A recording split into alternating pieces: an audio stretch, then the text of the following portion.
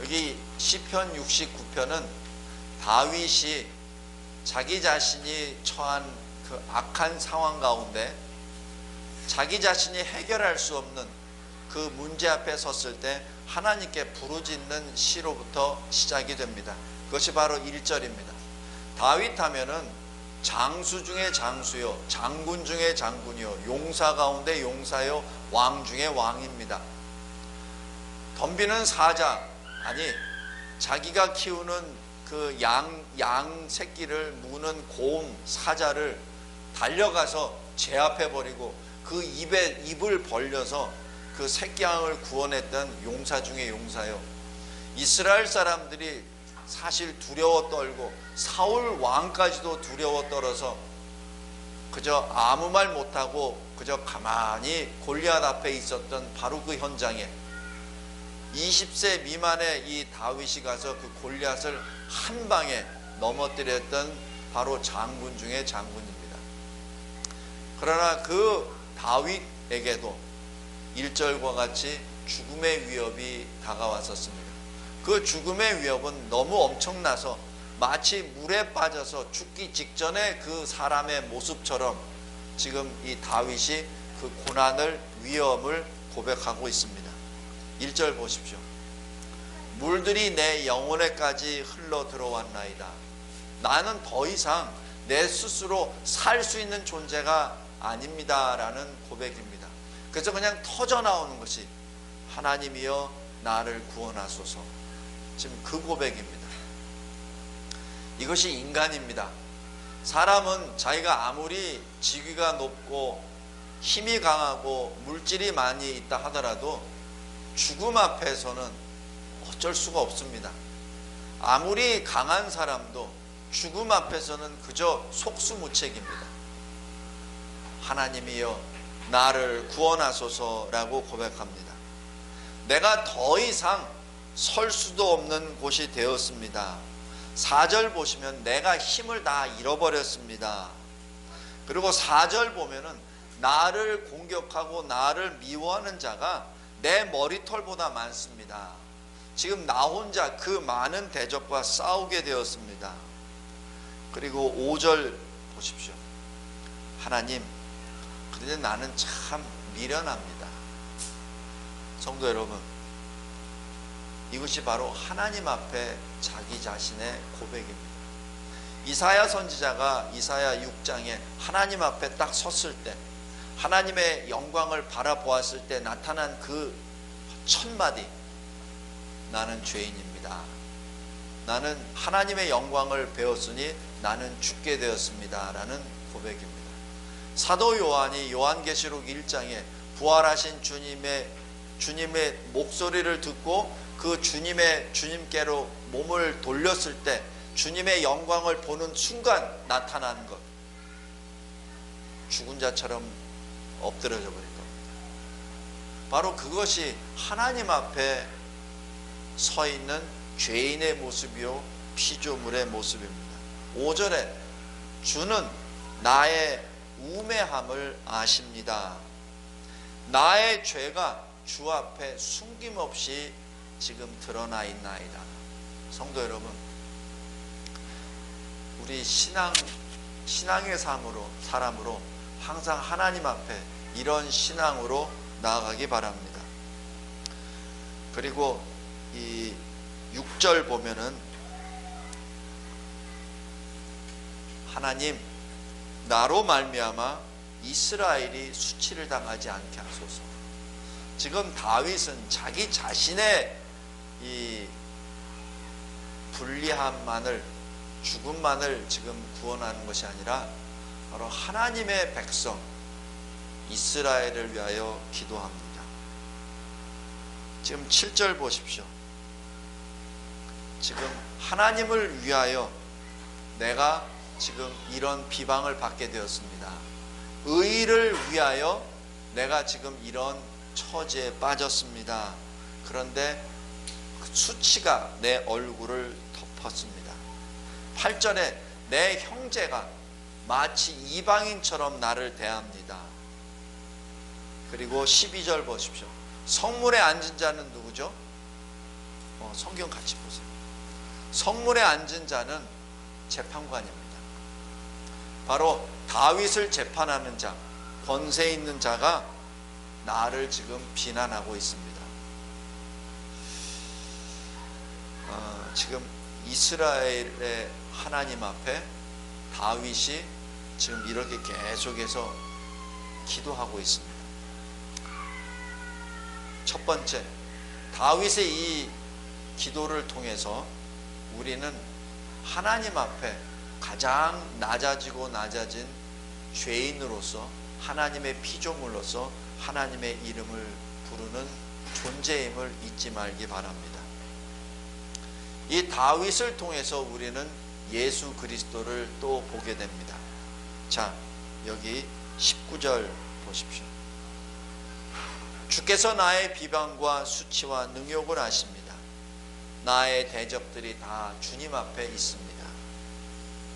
20절, 그 비방이 나의 마음을 상하게 하셨습니다.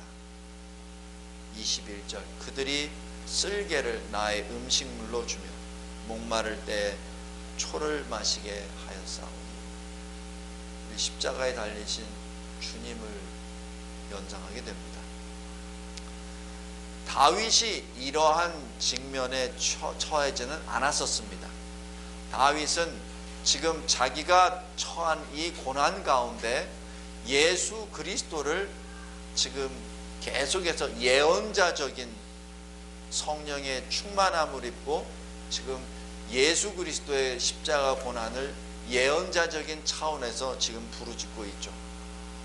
전에 우리 예수님이 십자가 고난에서 말씀드렸지만은 이 초는 마실 만한 초가 아닙니다. 너무 써고 너무 쉬어서 먹으면은 먹은 사람이 더 이상 못 먹고 토해낼 정도입니다.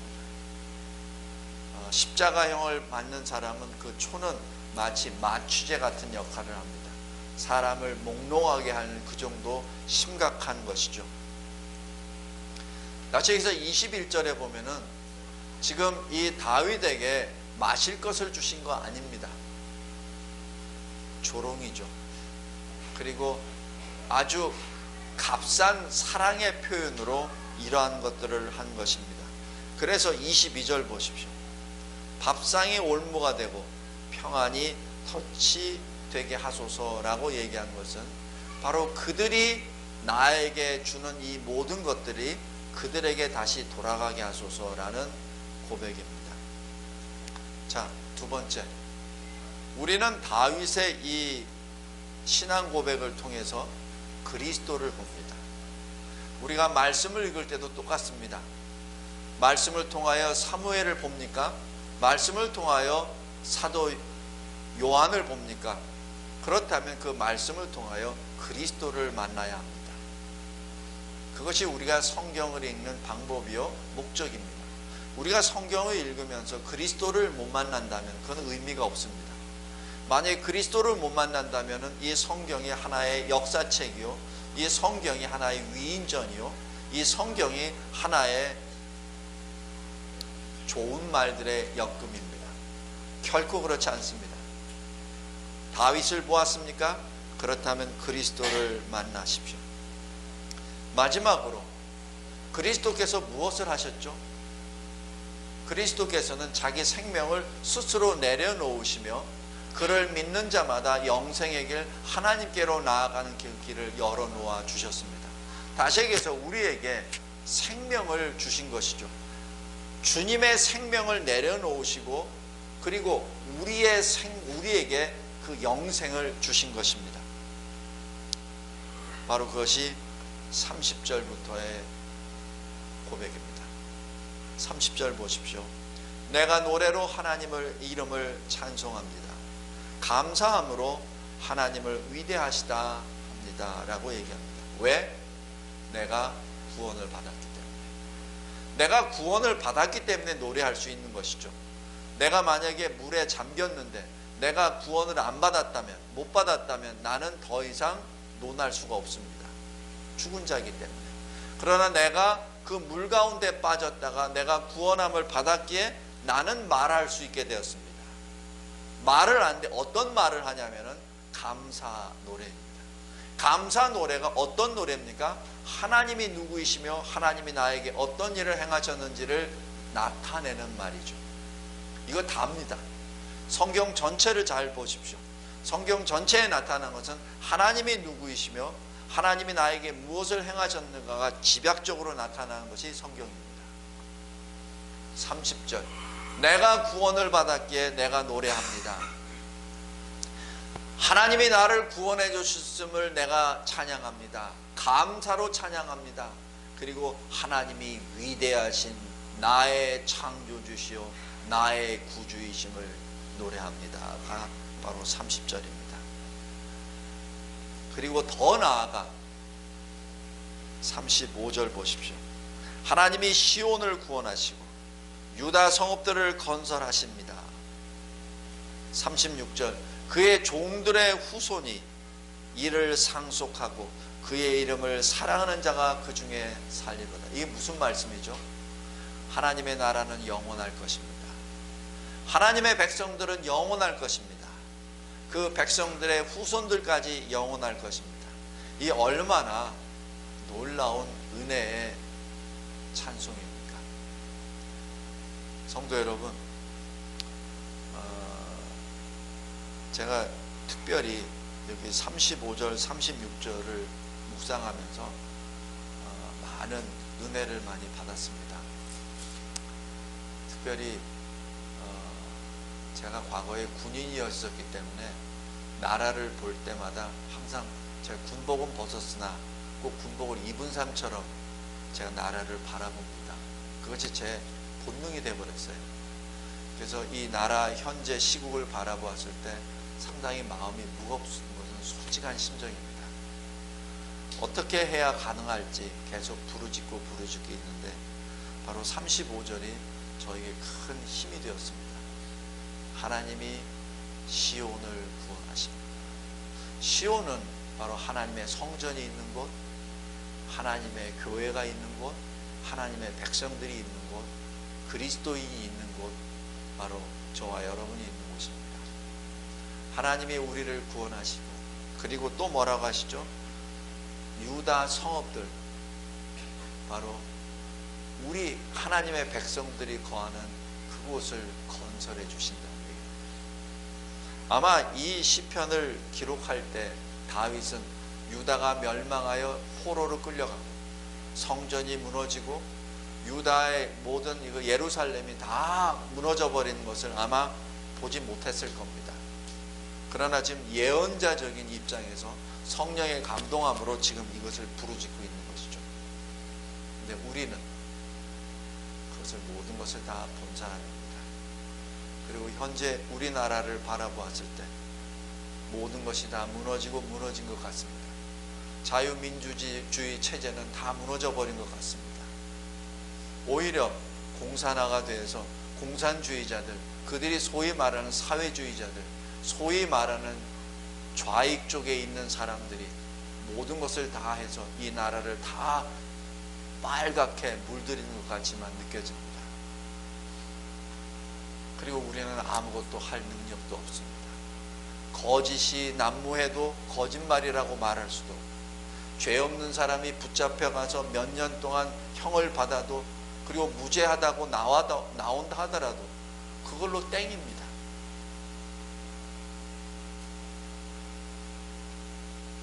이 나라가 어디로 가는지 도대체 알 수가 없습니다. 군대는 다 무장 해제돼 버렸고, 언론은 다, 진리는 다 왜곡돼 버렸고, 예술과 모든 것들은 다 거짓과 공산주의와 이상한 것들을 찬양하는 이상한 무리로 돼버렸고, 이곳에 있는 국민들의 마음을 이상하게 반미감정, 반일감정, 이상한 것으로 다 끌고 모아서 이 세상에, 이 전 세계에 살고 있는 우리가 마치 외톨배기가 되어버린 그러한 존재가 되어버린 것이 현 대한민국 시국입니다. 어떻게 아무것도 할 수가 없어요. 35절에 이렇게 말합니다. 하나님이 이 나라를 구원하십니다. 하나님이 이 나라를 다시 건설하십니다. 그래야 하나님이시여 하나님의 백성들, 그리스도인들의 후손들이 영원토록 주를 찬양케 하옵소서. 이것이 소망입니다. 그리고 이것이 우리에게는 힘입니다.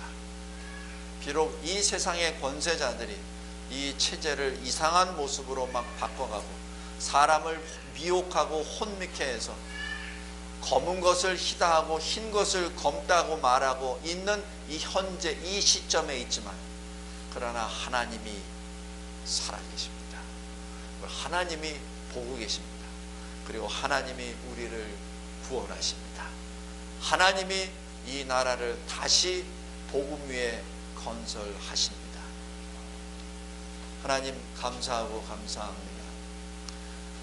저희들에게는 하나님밖에 의지할 존재가 없음을 고백합니다. 우리가 몸부림친다 하더라도 마치 우리들 주변에 우리들을 에워싸고 있는 물들로 인하여 그저 호흡하기도 어려울 정도가 되어버렸음을 고백합니다. 하나님께서 저희들을 창조하시고 하나님이 저희들을 죄와 허물 가운데 죽었었던 저희들을 구원하여 주시고 하나님이 이 세상을 향하여 빛과 소금의 역할을 감당하라고 하셨고 하나님이 교회를 통하여 하나님의 영광을 찬송하라고 하셨나이다. 아버지, 이제 모든 것을 주님 발 앞에 내려놓고 다시 주님의 이름을 부릅니다. 주여, 우리를 구원하소서. 주님께서 주의 나라를 건설하여 주시옵소서. 저희들의 나라, 저희들의 후손의 나라가 아니라 바로 하나님의 나라를 이 땅에 세워주셔서 우리들의 후손들이 마음껏 하나님의 이름을 찬양하며 하나님의 영광을 나타내는 예배자가 될 수 있도록, 예배를 온 힘을 다하여 드릴 수 있도록 이 나라를 지켜주시옵소서. 예수 그리스도의 이름으로 기도드리옵나이다. 아멘.